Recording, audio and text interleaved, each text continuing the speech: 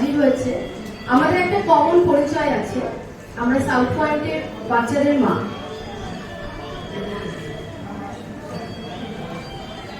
বসন্তকাল মূলত প্রেমের কাল, তাই আজকে আমার নিবেদনে একটা প্রেমের কবিতা, অর্জুন ও কৃষ্ণচূড়ার কথা, কবি মন্দাক্রান্ত সেন।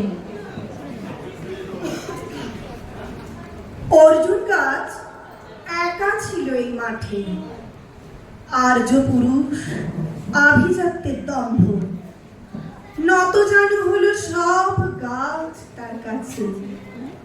এইটুকু শুধু কাহিনীর শুভারম্ভ।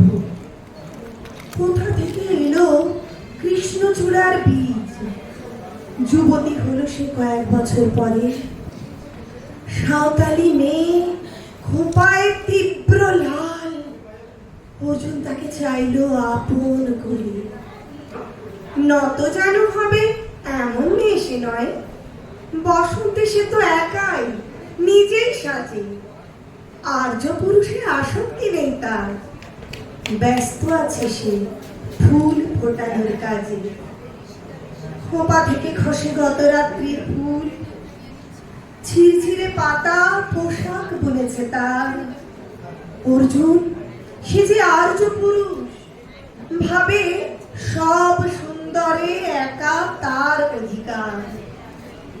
অর্জুন চেয়ে দেখে দূর থেকে, কৃষ্ণচূড়ার হৃদয়ে ঝরছে রোজ।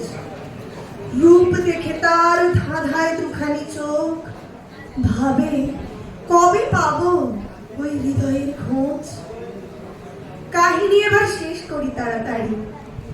কৃষ্ণচূড়া জেদখানি বড় বেশি, অভিমান সেও বিকাবে না কারো কাছে, বরঞ্চ হবে বন্ধু কিংবা প্রতিবেশী। যদিও কাহিনী এমন সহজ নয়, অর্জুনে শুধু বাকল ঝরেছে, ঝরে।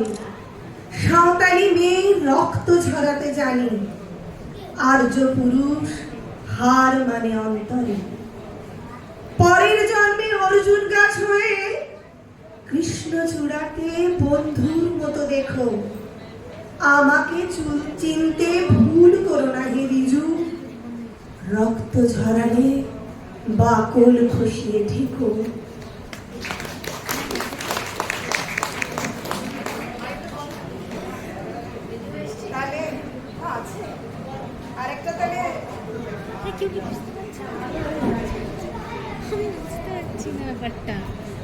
আরেকটা তাহলে বসন্তের কবিতাই বলছি, কবিগুরু রবীন্দ্রনাথ ঠাকুরের।